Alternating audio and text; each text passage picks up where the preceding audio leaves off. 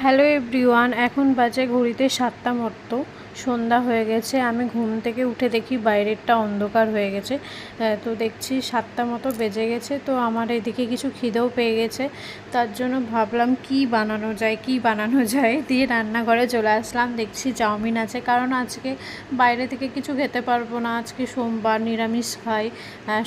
কারা কারা আমার মতো বার পালো আমাকে কমেন্ট করে জানিও। আমি কিন্তু সোমবারটা নিরামিষ খাই, আর মঙ্গলবারটাও খাই, আর শনিবার, এই 3টে বার আমি নিরামিষ খাই।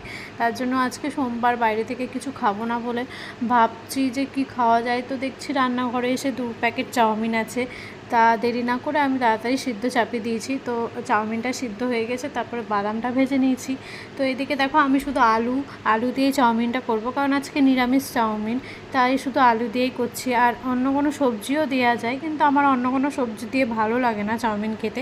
আমি অত বেশি শাক সবজি বলো অত বেশি পছন্দ করি না, আর খাওয়ার মধ্যে সবজি শুধু আলুটাই পছন্দ করি। তাই আমার পছন্দ মতোই শুধু আলুটা দিয়েছি, আর আদা আর কাঁচা লঙ্কাটাই দিয়েছি।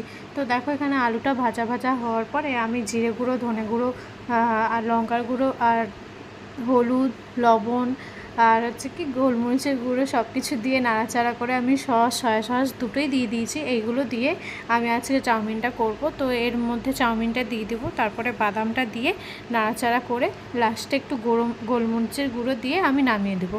তো দেখো, আমি তো নিরামিষ চাউমিন এইভাবেই রান্না করি। তোমরা কারা কারা কীভাবে রান্না করো আমাকেও একটু কমেন্ট করে জানিও।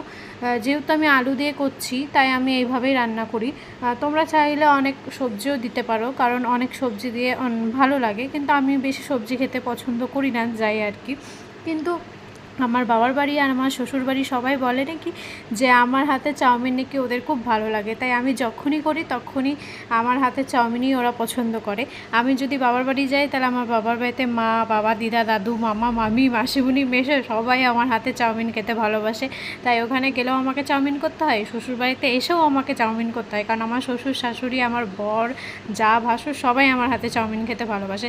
তো দেখো, তোমাদের সাথে কথা বলতে বলতে এদিকে আমার চাউমিন হয়ে গেছে রেডি। আমার দোকানের থেকে কিন্তু বাড়ির করা চাউমিনটাই বেশি পছন্দ, সেটা আমিষ হোক বা নিরামিষ।